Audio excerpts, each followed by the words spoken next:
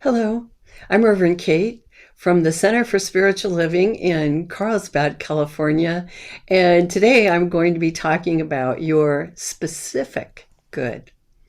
So, in our religious philosophy, Science of Mind, like many religions, we say that God is good. Yet, sometimes as individuals, we struggle to even decide if our own life is good or even admit to ourselves that we actually deserve to have a good life. What do you think? Do you think you deserve to have a good life? Now, some people think that they can earn the right to a good life by doing a lot of good deeds in their life. And some people think that they can be transformed into a worthy person by taking Jesus into their heart through baptism or another means. And some people don't really think anybody deserves to have a good life, that they ought to behave well, and then they're going to get their just desserts after they die. That if they behave themselves, they will go to heaven, and then they will experience good. So there are many ideas about this, and I recognize that there are many paths to making a connection with spirit. And each of us needs to find a path that suits ourselves. But today I'm going to be talking about the metaphysical path of the science of mind, a new thought teaching, because it has helped me a lot. And so I love to share what I have learned about it. So I want to begin by just taking one part of what people generally think of as being a good in their life, money or prosperity, because it's kind of a mathematical thing. So while you may have feelings about money, it doesn't really have any feelings about you. So sometimes it's easier to begin with that instead of beginning with things like relationships where, it takes other people have to work together, and so it can feel a little more complicated. So money is just one of many possible goods you can enjoy, but it's kind of a simple principle to start with. So I grew up as the only child of a young widow who was struggling financially, and she taught me that I needed to be able to support myself when I grew up. So when I one day called her and said I'd like to drop out of college, she was like, "Oh, no, you don't. Don't think about it." So she was very forceful in explaining to me I needed to be self-reliant. But at the same time, I also grew up in a culture where I heard other people say that money was the root of all evil. While my personal experience had been a lack of money, that was what was causing hardships. So as a very young child, I actually started saving money. When I was growing up in the 1950s and 60s, it was common for adults to give children nickels or dimes or sticks of gum. And even though my mother had a tight budget, she generally gave me an allowance of a quarter each week. And so my little piggy bank filled up enough that more than once my mother actually borrowed from it. So my personal experience was that money was something I needed and something I could have. Yet as I grew older and more aware of what was going on around me, aware of ideas floating around in the culture at large, I heard it said that rich people were greedy people, and that being rich was not good, that the meek would inherit the earth, and that was translated that meek meant poor, although now I know meek doesn't actually mean poor. It means people who accept what's going on, who accept they're good, or what's going on with a sense of serenity. But at that time, I thought meek meant poor. And of course, there was the saying I heard over and over again, you can't take it with you. And also that rich people took advantage of working people, that rich people were corrupt, and that corrupt people got rich. Still, despite what I was hearing, what I saw was that hardworking relatives who lived within their means, who spent less than they earned, were gradually increasing their standard of living over the years. So, how do we balance all of these ideas and experiences? And I know yours were quite different, but I'm sure, like mine, you got a lot of mixed experiences and a lot of mixed things you were taught. So how can you figure out what's true and what is okay for us? And I'm sure if you are listening to this, that you would like to live comfortably, although you may harbor some doubts about whether it's okay. Is it okay to be comfortable? Is it okay to be very comfortable? Is it okay to be wealthier than other people? How about happier than other people? Healthier than other people? Is it okay to have more? Or is life what's called a zero-sum game? Like chess. In chess, there's a fixed number of pieces. One game board, a fixed number of squares on the game board.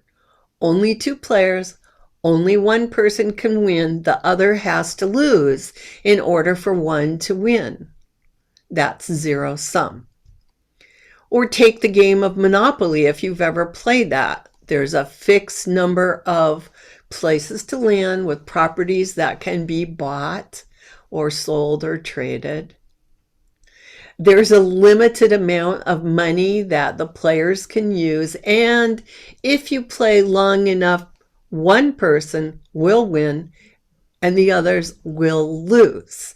Unless I feel like sharing. My sons used to give me back money so I could play longer because they wanted the game to go on. So you can always share. But basically, Monopoly that game is based on the idea of a zero-sum game. Zero-sum is any situation where one person's gain must be offset by another person's loss. So, simple example. If you go to a birthday party and they serve cake and the first person in line takes a great big piece of cake, that means everyone else will get less. There's only one cake. It must be divided. That's zero sum.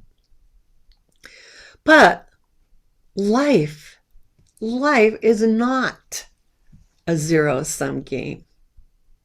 We're not really playing within a limited field. Those are just parlor games. Those are just tiny incidents. The only limitation that we actually have is our thinking.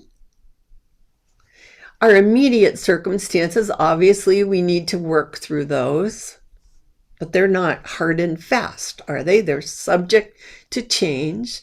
And the other limitation is that we do need to follow natural laws. I am going to be walking on the earth. I am not going to be walking on the sky. There's just certain natural laws in this universe that we do need to follow. But other than that, life itself is unlimited. It has to be, because we live in an infinite universe of good.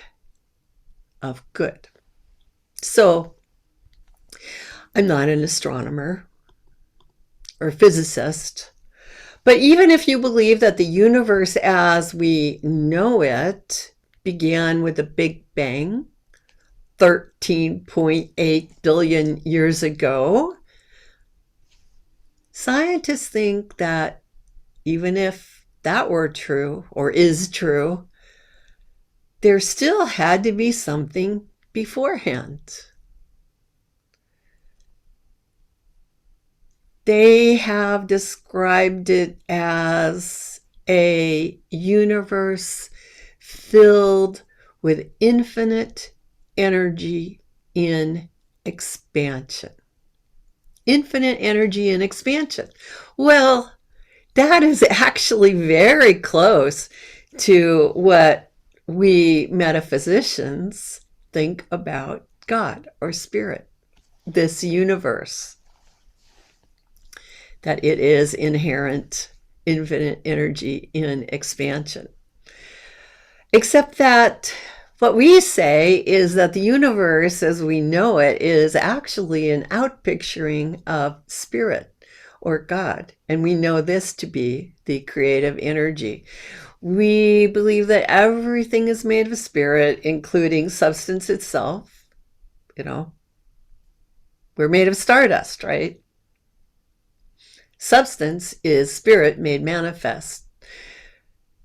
Spirit creates everything, and yet it is not absorbed by its creation, meaning spirit is everything and more.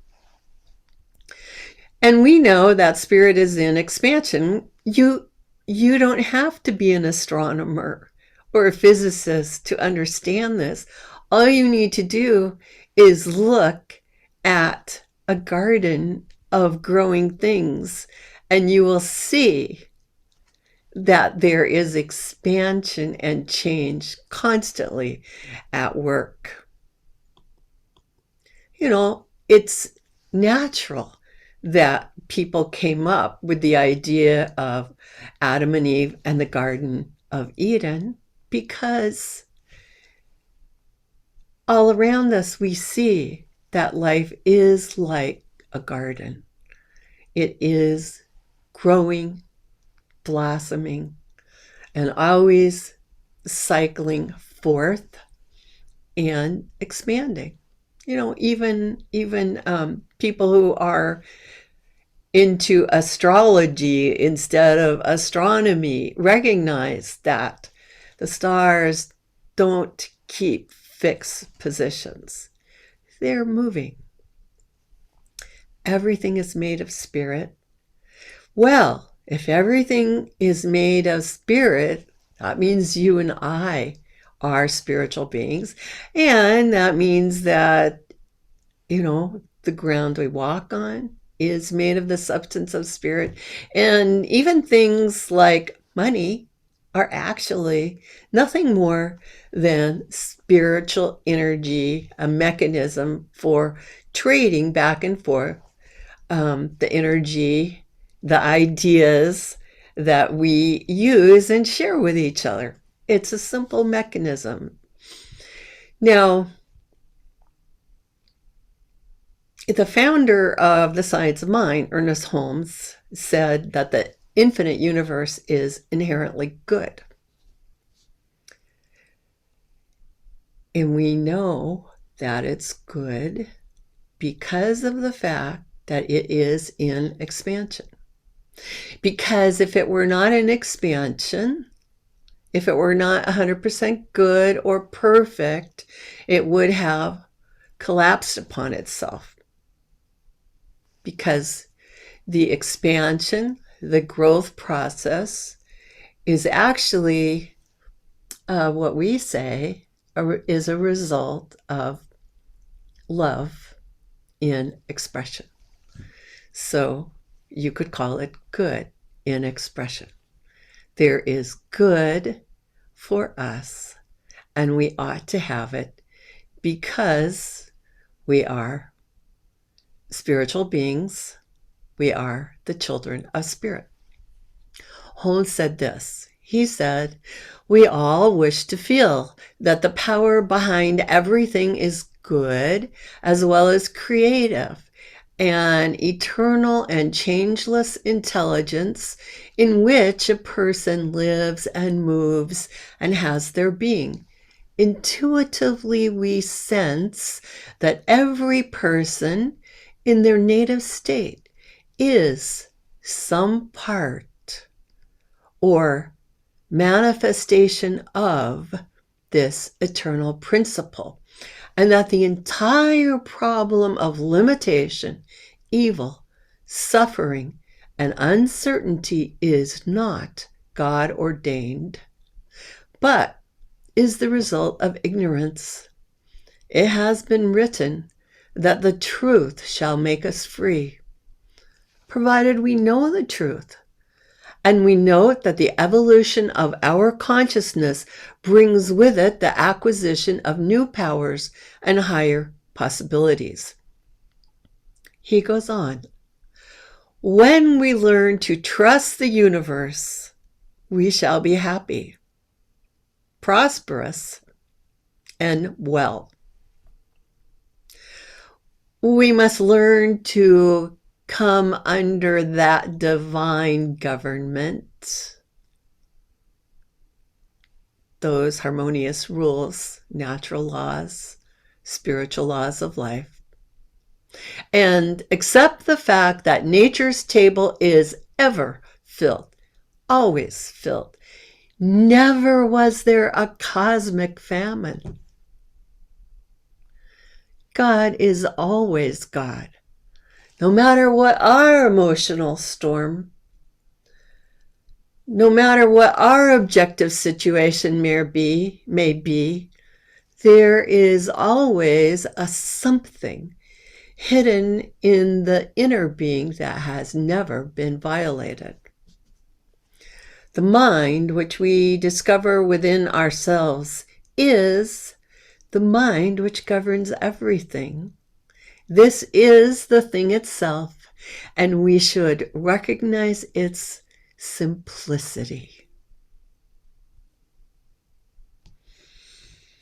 So, this is what I know. I know that the practice of the science of mind simply calls for a positive understanding of the spirit of truth and a willingness to let this inner spirit guide us to our good. This helps us recognize there is good for us. We ought to have it. It's okay to have it. And so when we think about all the possibilities, and I like this picture by Van Gogh, it shows the sparkling skies above and the sparkling lights below. When we know the truth that there is good for us, this knowledge must and will outpicture as manifestations of good. Now, here's the trick. Generally speaking, the universe is generally on a path of expansion. We see this when we look at outer space. We see this as we look at the growth of the living plants and animals around us. There is a general tendency of evolution, of change, of adaptation, creation. And then we have some specific possibility or power, as Ernest Holmes put it, which is we can think specific thoughts. And our mind is some part of the mind of this thing itself, of spirit. We can think specific thoughts, make specific choices, and we can take our ideas, our specific ideas, and we can do what we call planting them into the subconscious mind of spirit, of the cosmos, whatever you want to call it, our shared subconscious mind, our own individual subconscious. We can plant these ideas of good into life itself and reap a specific harvest of good. So, the limitation is that we have a lot of disbelief, and we have a lot of ideas that negate this truth. So, it's just like, if you want to have more money, but you think that money is evil, then you've got to overcome that limited belief and begin to take steps to understand that money's not evil, that there is actually enough, that you don't have to be selfish, that actually your good can be a good that you share with the world, just like my kids giving me play money. As we receive, we're enabled to give. And as we give, we're enabled to receive. It's like a wonderful cycle of good. And that's how life works. People say life is like a mirror. What you put out comes back to you. So when you put out your positive thoughts, your thoughts of prosperity, your thoughts of health, your thoughts of happiness, your thoughts of fairness and loving kindness, you create a mental atmosphere, an atmosphere that radiates out from you, that surrounds you, and it's infectious, just like pessimism is infectious, just like fear is infectious. So is faith in good. It also is infectious.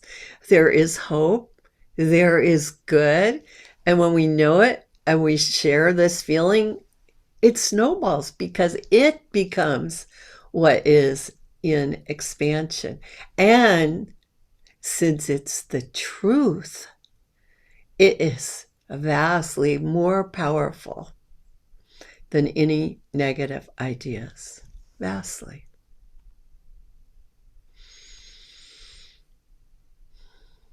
Holmes said, "A false fact is neither person, place, nor thing to the one who uncovers it.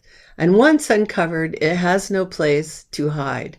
The illusion seen and understood is made negative, nothing in the experience of the one who suffered by it in the past." See, the idea is that when we change our thinking, really change it, when we let go of these false ideas, money's not the root of all evil. The root of all evil is falsehood and ignorance. Fear. Not money. Money's nothing except a medium of exchange. Just a way to bring what you need into your life. Food, shelter, clothing, all kinds of good things.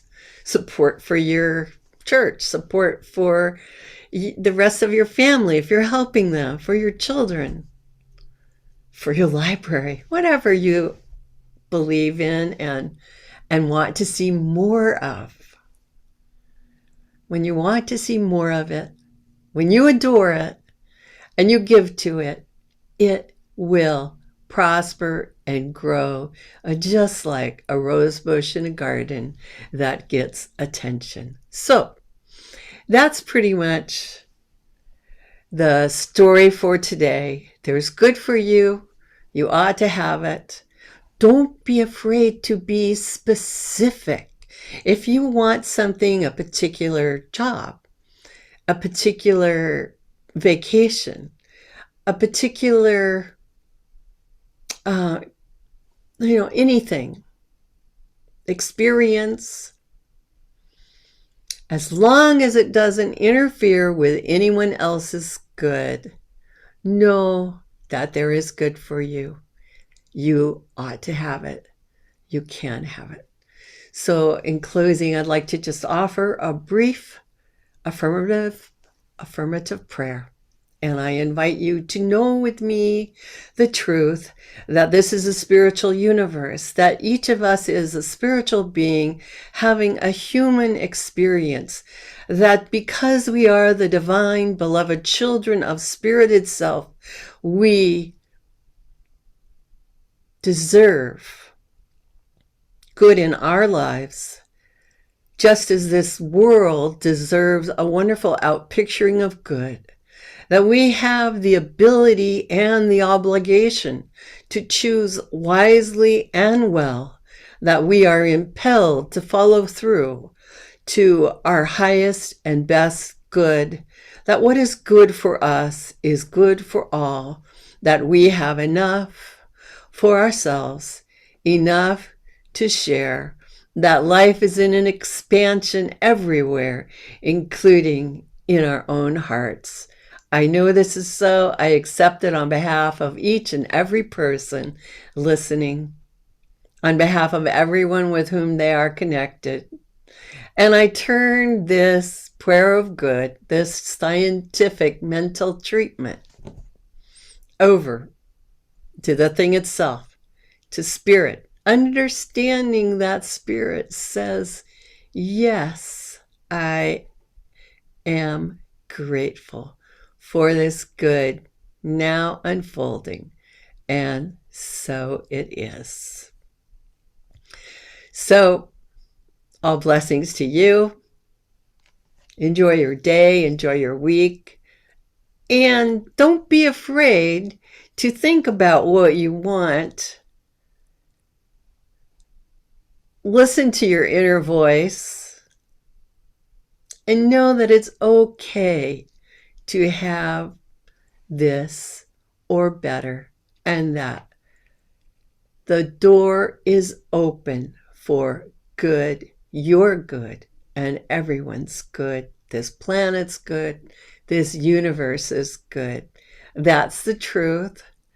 If you have questions, feel free to email us at truthliving@aol.com or visit our website, www.cslcarlsbad.org.